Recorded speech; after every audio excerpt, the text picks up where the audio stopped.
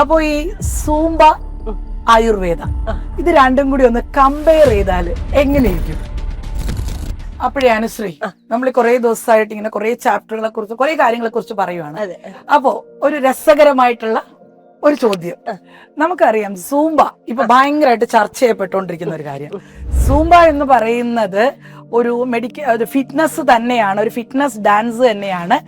പക്ഷേ അനുശ്രീയുടേത് സൂംബ അല്ല, ആയുർവേദമാണ്. ആയുർവേദം ഒരു ഹോളിസ്റ്റിക് ടൈപ്പിലൂടെ നമ്മുടെ എനർജി ലെവലിനെ കൺട്രോൾ ചെയ്യുന്ന ഒന്നാണ്.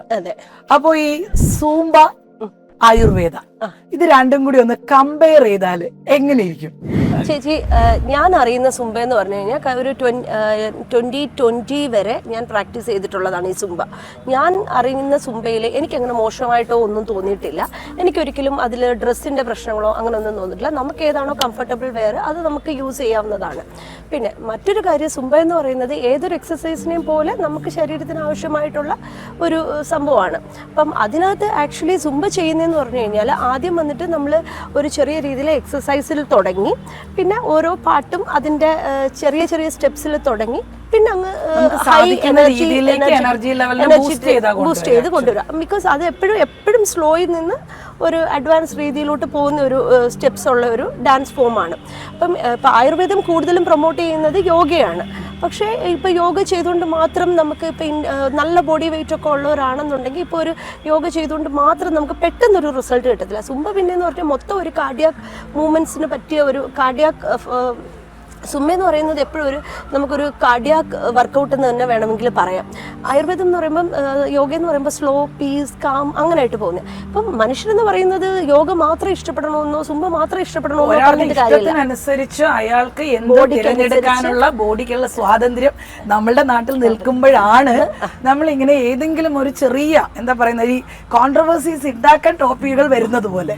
അതെ, അടുത്തിടെ ഭയങ്കര ചർച്ചയായിപ്പോയി സുംബ. ഞാനും ആക്ച്വലി ആദ്യം വെച്ച് ഇതെന്താ ഇത്രയ്ക്ക് വലിയ ഇതിനകത്ത് ചർച്ച വരേണ്ട ഒരു കാര്യം. യഥാർത്ഥത്തിൽ അത്രയ്ക്ക് ഒരു ചർച്ച വരേണ്ട കാര്യമൊന്നുമില്ല. ഏതൊരു ഇതിനെ പോലെ തന്നെ ഇമ്പോർട്ടൻസ് ഉള്ള ഒരു ഡാൻസ് ഫോം ഓഫ് ഇത് തന്നെയാണ് സുംബ. അപ്പോൾ ഈ ഒരു ഹോളിസ്റ്റിക് അപ്രോച്ചിലൂടെ നമ്മൾ ആയുർവേദയെ മുന്നോട്ട് കൊണ്ടുവരുന്ന സമയത്ത് നമ്മളുടെ എനർജി ലെവൽസ് നമുക്ക് ബൂസ്റ്റ് ചെയ്യാൻ വേണ്ടിയിട്ട്, അതായത് എനർജി ലെവൽ ഇപ്പൊ പറഞ്ഞല്ലോ, മറ്റേത് എന്താണ് ഭയങ്കര കുറച്ച് പെട്ടെന്ന് നമ്മുടെ കാർഡിയാക്കിന് വേണ്ടുന്ന രീതിയിലേക്കുള്ള എനർജി ലെവലിലേക്ക് കൊണ്ടുവരും. അയാളുടെ ഹെൽത്തിനെ ഇത് ചെയ്യും പോലെ ഒരു നോർമലി ലോ എനർജി ലെവലിലുള്ള ഒരു വ്യക്തിയെ ആയുർവേദയിലൂടെ നിങ്ങൾക്ക് ഹൈലി, അതായത് അയാളുടെ നോർമൽ എന്താ പറയുന്ന കാര്യങ്ങൾ നടക്കുന്നതിന് കുറച്ചുകൂടി ബെറ്റർ ആയിട്ട് അയാളുടെ ഹാർട്ടിനെയും അതുപോലെ അയാളുടെ മസിൽസിനെയും അയാളുടെ എന്താ പറയുന്ന സർവ്വ കോശങ്ങളെയും റെജുവിനേറ്റ് ചെയ്യുന്ന രീതിയിലേക്ക് സ്ലോലി ആണെങ്കിലും ആയുർവേദ കൊണ്ടുവരാൻ പറ്റുമെന്ന് തന്നെയാണ്. ഉറപ്പാണ് ചേച്ചി. കാരണം എന്ന് വെച്ചാൽ നമ്മുടെ സ്ഥാപനത്തിൽ തന്നെ ഓൾറെഡി 110 kgs ഉള്ള കുട്ടികളൊക്കെ വന്നിട്ടുണ്ട്.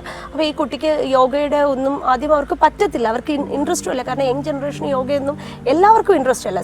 ഞാൻ മൊത്തത്തിൽ പറയുമല്ല, അപ്പം പക്ഷേ ഞാൻ അവിടെ എൻ്റെ സ്ഥാപനത്തിൽ ഞങ്ങൾ സുംബ കൊടുക്കാറുണ്ട്.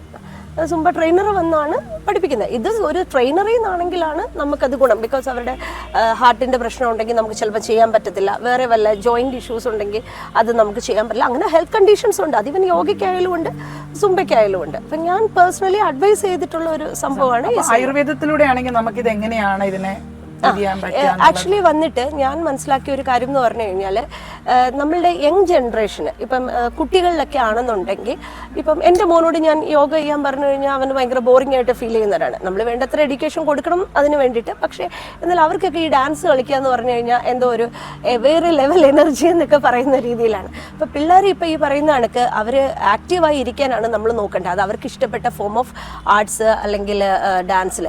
ബിക്കോസ് ഇപ്പോഴെന്ന് പറഞ്ഞു കഴിഞ്ഞാൽ ഒരുപാട് പേര് കുട്ടികളൊക്കെ യങ് ഏജിലെ തന്നെ ടുബാക്കോയ്ക്ക് അഡിക്റ്റ് ആവുന്നുണ്ട്. അതേ കണക്ക് MDMA അങ്ങനെയുള്ള ലഹരി വസ്തുക്കളിലോട്ടൊക്കെ അഡിക്റ്റ് ആവുകയാണ്. സോ ബേസിക്കലി നല്ലൊരു എക്സസൈസ് ചെയ്യുന്ന ഒരാളുടെ മോട്ടീവ് എന്ന് പറഞ്ഞാൽ ഗുഡ് ഹെൽത്ത് ആണ്. അപ്പോൾ അങ്ങനെ ചിന്തിക്കുവാണെങ്കിൽ അവർ ഒരിക്കലും ഈ ഒരു വഴിക്ക് അങ്ങനെ പോകത്തില്ല എന്നാണ് ഞാൻ മനസ്സിലാക്കുന്നത്. സോ ആയുർവേദത്തിൽ ഞാൻ സപ്പോർട്ട് ചെയ്യുവാണ് ചെയ്യുന്നത്. പക്ഷെ ഇടയ്ക്ക് വീണ്ടും ചോദ്യത്തിൽ നിന്ന് എനിക്ക് തോന്നുന്നു അനുശ്രീ എപ്പോഴും ഈ സൂംബയിൽ നിൽക്കുന്നത് കൊണ്ടാണ്, സൂംബ എക്സസൈസിൽ നിൽക്കുന്നതുകൊണ്ടാണ് എന്റെ ചോദ്യം വീണ്ടും ഞാനൊന്ന് ആവർത്തിക്കുകയാണ്. ഈ പറയുന്ന എക്സസൈസുകളെ പോലെ തന്നെ ആയുർവേദത്തിൽ എങ്ങനെയാണ് നിങ്ങളുടെ ബോഡിയുടെ അതായത് ഹൈ എനർജി ഉണ്ടാക്കുവാനായിട്ട് ആയുർവേദത്തിൽ ഏതൊക്കെ രീതിയിലൂടെ നമുക്ക് സാധിക്കും? ഓക്കെ, നമ്മൾ ഇപ്പം ഏത് ഏജ് ഗ്രൂപ്പാണ് ചേച്ചി ചോദിക്കുന്നത്? ബിക്കോസ് ആദ്യം ഒരു കാര്യം ചെയ്യും, ഒന്നൊരു അഡോളസന്റും കിഡും അതുപോലെ തന്നെ സീനിയർ സിറ്റിസൺ അങ്ങനെ തന്നെ പറയൂ. ആയുർവേദം ആക്ച്വലി ബേസിക്കലി ഫോക്കസ് ചെയ്യുന്ന എപ്പോഴും കുട്ടികളാണെന്നുണ്ടെങ്കിലും മുതിർന്നവരാണെങ്കിലും നമ്മൾ ആദ്യം നോക്കുന്നത് ഡൈജസ്റ്റീവ് ഹെൽത്തിനെ ഇംപ്രൂവ് ചെയ്യുകയാണ്. Because root of your majority of the issue starts from the stomach. അപ്പം നമുക്ക് നല്ലൊരു ഡൈജസ്റ്റീവ് ഫയർ ഉണ്ടെങ്കിൽ നമുക്ക് നല്ല ഇമ്മ്യൂണിറ്റി കിട്ടും, നമ്മൾ കുറച്ച് ഹെൽത്തി ആയിട്ടിരിക്കും, നമ്മുടെ ഓജസ് അല്ലെങ്കിൽ ഓറ എല്ലാം ഇമ്പ്രൂവ് ആവും. അപ്പോൾ അതിന് വേണ്ടുന്ന രീതിയിലുള്ള യോഗയോ മറ്റ് ഈ പറഞ്ഞ സുംബയോ ഒക്കെ വേണമെങ്കിൽ നമുക്ക് പ്രാക്ടീസ് ചെയ്യാം. കഴിയുന്നതും നമുക്ക് ഈ വലിയ മസാലാസ് ഹൈ മസാലാസ് ഉള്ള ഭക്ഷണങ്ങളൊക്കെ ഉൾപ്പെടുത്തി ഈ പറയുന്ന മൈദ പ്രോഡക്ട്സ് ഒക്കെ കഴിവുന്നത്. ഇതിപ്പം നമുക്ക് എല്ലാവരെയും സ്റ്റോപ്പ് ചെയ്യിക്കാൻ പറ്റത്തില്ല. എന്നിരുന്നാലും ഒരു ഡേയിൽ ഒരു നാച്ചുറൽ ഫുഡ് അവർ കഴിക്കുന്നതെന്ന് ഉറപ്പ് വരുത്തുക. പ്ലസ് ഫൈബർ റിച്ച് ആയിട്ടുള്ള വെജിറ്റബിൾസ്, സീസണൽ ഫ്രൂട്ട്സ് ഒക്കെ നമ്മൾ കുട്ടികൾക്ക് കൊടുക്കാനായിട്ട് ചെയ്യുക. അപ്പം പിന്നെ ഈ പറയുന്ന കണക്ക് മാസാമാസങ്ങളിൽ വരെ ഇളക്കുക, ഇങ്ങനെയുള്ളതൊക്കെ ഒന്ന് പോയി കഴിഞ്ഞാൽ കുട്ടികളുടെ അഡോൾസെന്റ് ഏജിലെ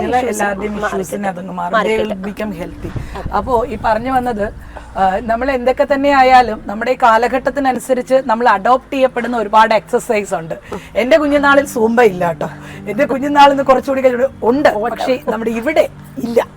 ഇപ്പോഴാണ് സൂംബയും അതുപോലെ എയറോബിക്സ് വരുന്നതും. എന്റെ മകളുടെ കാലഘട്ടമായപ്പോൾ എയറോബിക്സ് ആയി. ഇപ്പൊ ഞാൻ പറയുന്ന പോലെ ഇപ്പൊ കുറച്ചുകൂടെ സൂംബ പ്രാക്ടീസ് ചെയ്ത് തുടങ്ങി. ഏതൊക്കെ തന്നെ ആവട്ടെ, നമ്മൾ നിലനിൽക്കുന്നത് നമ്മളുടെ ഇഷ്ടങ്ങൾക്ക് നമ്മൾ പ്രാധാന്യം കൊടുക്കുക. ഈ പറയുന്നത് പോലെ ഡോക്ടർ പറഞ്ഞതുപോലെ നമ്മുടെ ഗട്ട് ഹെൽത്ത്, നമ്മളുടെ ഇമ്മ്യൂണിറ്റി ഇതെല്ലാം നമ്മുടെ കയ്യിലാണ്. സോ എവിടെയും ഒരു നല്ലൊരു ട്രെയിനറുടെയും നല്ലൊരു ഡോക്ടറുടെയും എന്താ പറയുക നിർദ്ദേശപ്രകാരം മാത്രം നിങ്ങളുടെ ജീവിതത്തെ സുഖകരമാക്കുക. അപ്പൊ thank you Anushree. Thank you ചേച്ചി for asking me such a valuable question. Thank you. Thank U.